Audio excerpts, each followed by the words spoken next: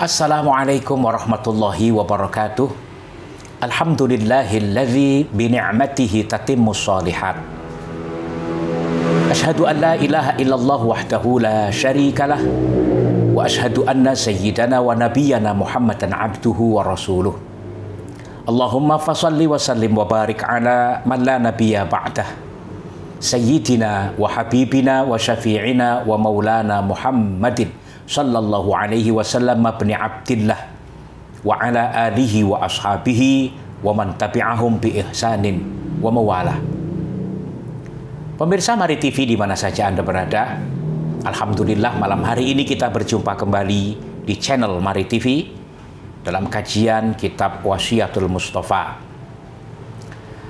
Hadirin pemirsa di mana saja Anda berada, sebelum saya lanjutkan kajian kita malam hari ini, jangan lupa untuk subscribe, like, komen, dan nyalakan tombol lonceng supaya setiap ada video baru Anda akan mendapatkan notifikasi dari handphone Anda. Bismillahirrahmanirrahim. Ila hadratin Nabil Mustafa Muhammadin sallallahu alaihi wasallam wa nahussu khususan li muallifi hadzal kitab wali syihati murabbi ruhina Ayahanda Dr. Ki Haji Nur Muhammad Iskandar SQ. Al-Fatihah. A'udzu billahi minasyaitonir rajim. Bismillahirrahmanirrahim. Alhamdulillahi rabbil alamin. Arrahmanir rahim. Maliki yaumiddin. Iyyaka na'budu wa iyyaka nasta'in. Ihdinas siratal mustaqim. Siratal ladzina an'amta 'alaihim ghairil maghdubi 'alaihim waladdallin. Rabbighfir lana wa liwalidina amin. Bismillahirrahmanirrahim. Qala al-muallif rahimahullah wa nafa'ana bi'ulumihi fid dharaini amin. Bismillahirrahmanirrahim. Kita memasuki pada pasal berikutnya. Setelah kemarin kita selesaikan pasal tentang taubat, sekarang kita lanjutkan ke pasal berikutnya, yaitu pasal tentang menjaga mulut. Bismillahirrahmanirrahim. Faslun, bermula inilah fasal. Itu fi hifdzil lisani, di dalam menerangkan tentang menjaga lisan. Qala, bersabda siapa Kanjeng Nabi sallallahu alaihi wasallam. Qala, bersabda siapa Kanjeng Nabi alaihi, tetap atas Kanjeng Nabi apa as-salatu rahmat ta'dim wassalamu, dan keselamatan. La tu'ayyir ahadan. La tu'ayyir, janganlah engkau mencaci ahadan, akan seseorang. Bima fihi, dengan apa yang ada pada dirinya. Fama min lahmin, maka tidaklah ada dari suatu daging. Illa wafihi, illa kecuali wafihi, dan di dalam daging tersebut apa azmun, tulang. Di wasiatnya tentang jangan mencaci orang, jangan menghina orang hanya karena ada cacat pada diri seseorang tersebut. Bahkan dalam sebuah hadis dijelaskan, orang yang menghina orang lain, membenci orang lain karena kesalahan orang lain atau cacat orang lain tersebut, maka orang tersebut tidak akan mati sebelum dia melakukan apa yang dia hinakan terhadap kecacatan saudaranya tersebut. Hati-hati. La tu'ayyir, janganlah engkau mencela ahadan, akan seseorang, bima, dengan sebab sesuatu, fihi, yang ada pada man. Fama min lahmin, maka tidaklah ada dari suatu daging, illa wa fihi, kecuali di dalam daging tersebut itu azmun, ada tulangnya. Artinya tidak ada manusia yang sempurna kecuali Kanjeng Nabi. Dalam istilah lain berbahasa Indonesia ada sebuah istilah atau peribahasa, tak ada gading yang tak retak. Kalau engkau mencari kesalahan orang, sesempurna apapun manusia tersebut, pasti dia punya salah. Kalau engkau mencari kekurangan orang, sesempurna apapun orang tersebut, pasti punya cacat. Tetapi kalau engkau mencari kelebihan orang, maka sehina apapun orang tersebut, pasti dia punya kelebihan. Sekarang ini kebiasaan kita, di era modern yang seperti ini, di era globalisasi seperti ini, di era informasi seperti ini, begitu mudahnya kita mencacat orang, begitu mudahnya kita mencaci orang, yang dicari hanya kesalahan. Seakan-akan dirinya yang paling sempurna, seakan-akan dirinya yang paling suci, seakan-akan dirinya yang tidak pernah bersalah. Mudah mencaci. Jari kita itu begitu mudahnya mengetik keypad, mengetik keyboard yang ada di handphone kita melalui media sosial, mencaci orang, menghina orang, merendahkan orang. Kadang-kadang kita lupa bahwa diri kita sendiri terlalu banyak kesalahan, terlalu banyak keburukan, terlalu banyak cacat. Tapi kita lupa terhadap cacat diri kita. Begitu mudah mencacat orang lain. Sekali lagi, tidak ada manusia yang sempurna kecuali Kanjeng Nabi Rasulullah Muhammad SAW yang memang maksum, yang dijaga oleh Allah. Jadi wasiatnya Kanjeng Nabi kepada Sayyidina Ali bin Abi Thalib ini mengingatkan kita bahwa di era globalisasi, di era digital ini, di era internet ini, hati-hati jari-jari kita, jangan mudah untuk mencaci orang, jangan mudah mengomentari dengan merendahkan orang lain, jangan mudah mengomentari hanya melihat kecacatan orang lain. Karena belum tentu kita sendiri sempurna dan lebih baik dari orang yang kita caci tersebut. Jangan mudah suudzon dengan langsung berkomentar, dengan komentar yang merendahkan orang lain. La tu'ayyir ahadan. Jangan engkau caci orang lain. Bima fihi, karena adanya kelemahan dalam diri orang tersebut. Fama min lahmin, tidaklah ada suatu daging illa wa fihi azmun. Daging kayak apapun, segemuk apapun. Kalau kita mau Idul Adha itu melihat sapi yang dikurbankan, yang akan disembelih besok, gemuk-gemuk.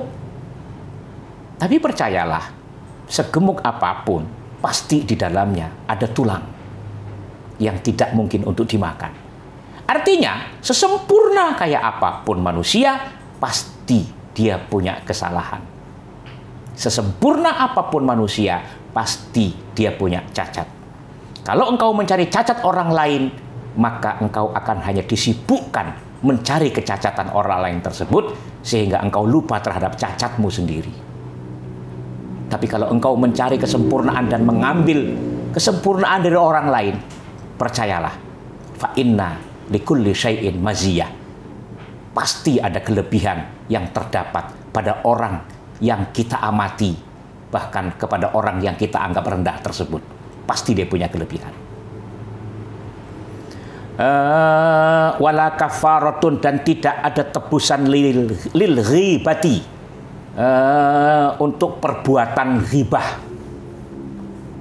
Tuh, nggak mudah, apalagi yang kita ghibahkan, apalagi yang kita cacati, apalagi yang kita katai, apalagi yang kita maki, adalah orang yang tidak gampang untuk kita temui.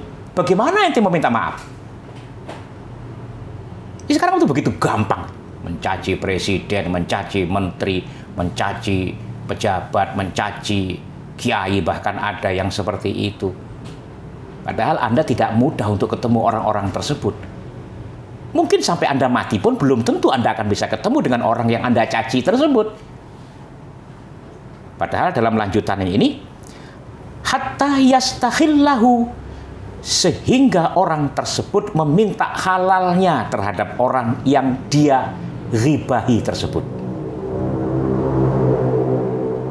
Sekali lagi, wala kafaratun, dan tidak ada tebusan lil ghibati, bagi orang yang ngomongin kejelekan orang lain, hatta yastakhillahu, sehingga orang tersebut meminta halalnya kepada orang yang dia ghibahi tadi.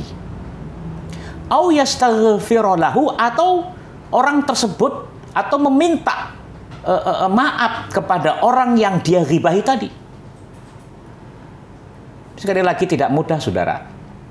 Kalau kita punya salah dengan sesama keluarga yang setiap hari ketemu, begitu kita berbuat salah, kita bisa ketemu lagi jabatan tangan. Tapi kalau kita ghibah, dan yang kita ghibahi itu adalah kejelekan orang yang secara logika begitu sulit kita ketemu kepada orang tersebut, maka hindari. Karena tidak akan mudah Anda untuk bertemu, meminta halalnya kepada orang yang Anda ghibahi tadi.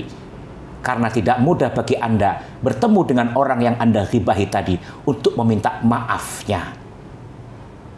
Ya, wasiatnya Kanjeng Nabi kepada Sayyidina Ali itu seperti itu. Jaga lisan kamu. Salamatul insan fi khifdil lisan. Keselamatan manusia terletak kepada menjaga lisannya. Banyak orang yang kalau dulu sih belum ada handphone, dulu belum ada media sosial. Hadis ini berlaku untuk orang-orang yang gampang ngomong ngejelekin orang lain, orang yang gampang ngomong tanpa mempertimbangkan dengan akal pikirannya, sehingga dengan lisannya dia akan mendapatkan malapetaka. Kalau sekarang tidak mesti pakai lisan, lisannya diem, bahkan pakai masker nggak kelihatan, tapi jari jemarinya dia menulis sebuah status, dia berkomentar dalam sebuah media sosial yang isinya mencaci maki orang lain, yang isinya ghibah, bahkan yang isinya dusta. Sudah banyak kejadian yang pada akhirnya dia tidak bisa mempertanggungjawabkan apa yang dia tulis dan berakhir di dalam penjara.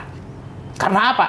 Karena hoax yang dia bikin status di media sosial, karena hoax yang dia lancarkan melalui media internet. Akhirnya ditangkap polisi, dimasukkan ke penjara. Gara-gara apa? Gara-gara jari jemari kita menuliskan tulisan yang tidak bisa dipertanggungjawabkan secara hukum. Akhirnya dia masuk penjara. Itu baru di dunia. Di akhirat masih ada tuntutan lagi akibat apa yang kita lakukan. Kata Allah dalam surah Yasin, Al-yawma nakhtimu ala afwahihim wa tukallimuna aydihim wa tashhadu arjuluhum bima kanu yaksibun. Nanti di akhirat mulut kita akan terkunci, tangan kita akan bicara, kaki kita akan menjadi saksi tentang apa yang pernah kita lakukan. Jadi hadis ini meskipun yang dibahas tentang lisan, tetapi juga bisa kita tafsirkan secara kekinian. Jari jemari kita harus kita kendalikan. Jangan mudah berkomentar, jangan mudah membuat status di media sosial, di internet yang tidak bisa kita pertanggungjawabkan. Apalagi status tersebut tidak ada dasarnya, hanya karena emosi, hanya karena perbedaan partai politik, hanya perbedaan karena pilpres, hanya perbedaan karena pilgub, pilbub, dan lain sebagainya. Terkadang kita terbawa emosi hanya gara-gara perbedaan pilihan dan akhirnya menciptakan berita dusta.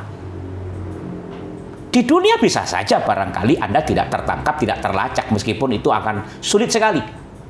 Karena pasti ada cyber police, ada polisi yang urusannya menangani tentang dunia internet. Akhirnya Anda kelacak dan ketangkep. Kalau belum ketangkep seakan-akan hebat banget, begitu ketangkep nangis. Disitulah menyesalnya. Salamatul insan fi hifdzil lisan. Dalam hakikat kekinian, mestinya Anda pikirkan sebelum Anda menulis status, apakah ini bakalan menjadikan resiko negatif terhadap diri kita di dunia dan di akhirat. Kita lanjutkan.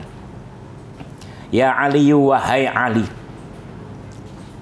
ma khalaqa, tidak menciptakan siapa Allahu Allah, fil insani, di dalam penciptaan manusia, afdalu, lebih unggul, minal lisani, daripada lisan. Yadkhulu, masuk, al jannata, akan surga, wa yadkhulu, dan masuk, an-nara, akan neraka. fasjunhu, maka penjarakanlah, artinya kendalikanlah lisanmu itu. Fa innahu, maka karena sesungguhnya lisan itu kalbun akurun, anjing gila. Tahu anjing gila? Anjing gila itu, anjing itu tidak gila saja. Itu kalau gigit manusia, apalagi model anjing pitbull, begitu gigit nggak akan dia lepas sebelum daging yang dia gigit itu robek. Apalagi anjing gila, sudah anjing gila lagi. Anda bisa bayangkan itu. Lisan itu diibaratkan dalam nasihatnya Kanjeng Nabi kepada Sayyidina Ali bin Abi Thalib ini seperti anjing gila. Kalau tidak dikendalikan, kalau tidak diikat, anjing gila itu akan menggigit siapa saja. Lisan juga begitu, saudara. Kalau kita nggak bisa mengendalikan lisan kita, nggak bisa mengendalikan tangan-tangan jemari-jemari kita sebagai realisasi dari apa yang ingin kita ucapkan melalui media elektronik, baik itu handphone maupun laptop maupun komputer, yang kemudian mengucapkan sesuatu melalui tulisan, yang tulisan tersebut akan melukai orang banyak. Kenapa? Karena nggak mampu kita kendalikan. Begitu kita tidak bisa kendalikan, akhirnya liar. Siapapun dihantam, dari mulai rakyat biasa sampai pejabat. Dari mulai lurah, dia maki-maki, dia caci, dia kata-katain, dia sebarkan berita hoax untuk menebar kebencian. Sampai presiden juga dimaki-maki, dicaci, padahal dia tidak punya fakta dasar yang bisa dijadikan sebagai alasan. Kenapa? Ya itu tadi, karena lisan itu seperti anjing gila. Kalau kita nggak kendalikan, maka dia akan menggigit siapa saja. Karena itu, kendalikanlah lisan, sebagaimana yang dinasihatkan Kanjeng Nabi kepada Sayyidina Ali bin Abi Thalib. Disebutkan di situ bahwa lisan itu seperti kalbun akur, seperti anjing gila. Tapi kan sekarang sudah lisan itu sudah tidak berbicara, Pak Ustadz. Percayalah saudara, jujurlah saudara, sesungguhnya jari jemari kita yang mengetik di handphone, yang mengetik di laptop, yang mengetik di komputer, itu sesungguhnya adalah cara kita merealisasikan sesuatu yang kepingin kita ucapkan. Tetapi kan bisa diucapkan, betul. Kan di berita di media sosial juga tidak semuanya melalui tulisan. Terutama orang-orang yang kuotanya tipis, untuk membuat video dia perlu kuota banyak. Maka dengan tulisan chatting melalui media sosial, harga kuotanya lebih murah. Sama saja. Anda syuting melalui handphone, Anda syuting melalui kamera dengan video yang tentu membutuhkan kuota yang lebih besar bagi Anda yang punya kuota banyak dan berkemampuan. Sama saja dengan Anda tidak mampu membuat video karena kuota pas-pasan hanya dengan chatting melalui tulisan. Sesungguhnya tulisan yang Anda tuangkan dengan cara menulis di media sosial tersebut merupakan realisasi, cara untuk merealisasikan apa yang ingin Anda ucapkan. Hukumnya sama. Mari, bicara yang baik, bicara yang sopan, supaya tidak melukai orang lain dan tidak menimbulkan konsekuensi negatif terhadap diri kita. Di dunia kita penjara ada batasnya, tetapi konsekuensi di mana kita melukai orang lain yang tidak mampu kita meminta maaf kepada orang tersebut, kita tidak mampu kita meminta ampun kepada orang tersebut, tidak minta halalnya kepada orang tersebut karena susahnya untuk dicari, maka di akhirat nanti Anda akan mendapatkan konsekuensi negatif, masuk ke dalam neraka jahanam. Na'udzubillahi min dzalik. Mudah-mudahan kita semuanya ditakdirkan oleh Allah untuk mampu menjaga lisan kita untuk tidak merugikan diri kita sendiri di dunia dan di akhirat nantinya. Hanya gara-gara merugikan orang lain akibat lisan kita dan jari jemari kita. Demikian, mudah-mudahan bermanfaat. Wallahul muwaffiq ila aqwamit thoriq. Wassalamualaikum warahmatullahi wabarakatuh.